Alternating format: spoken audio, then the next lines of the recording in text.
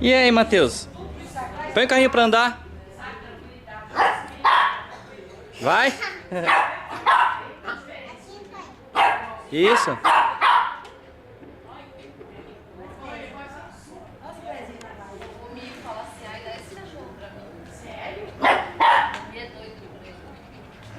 Aí eu falo, pode levar. Aí ele fala, sério? Tem? Quer? Fica querendo, pega e vai comer. Não, Matheus, aí não, filho. A cachorra da prima da Maria, da prenda, dessa marca. E ela, a primeira barrigada só deu um cachorro. Só saiu. É caro. Então, e vai dar prenda. E ela falou pra mim, eu só tinha pedido pra ela esse cachorro. Esse vai dar.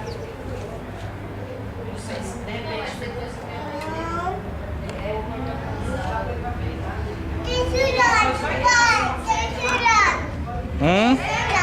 O quê?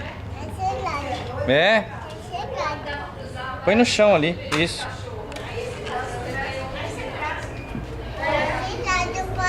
É? Acabou a bateria? Vamos guardar para colocar a carga nele? Vamos lá guardar, vamos. Desliga. Desliga. Mãe, mas é assim.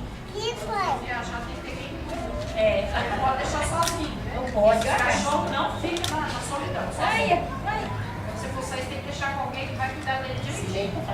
Porque você não pode deixar ele quintal sozinho. É 2 dias. Mas é pouquinho tempo.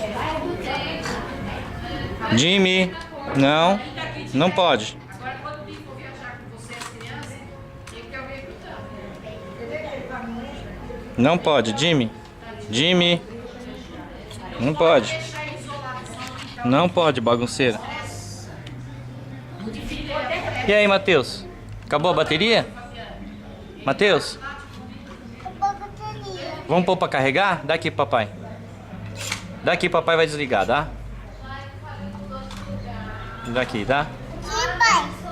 Daqui o papai desliga, tá?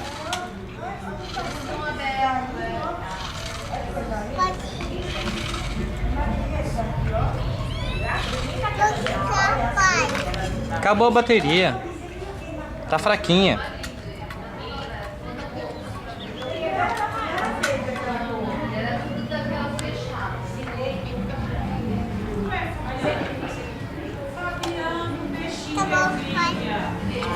Olha lá o peixinho ali, ó. Aqui, ó.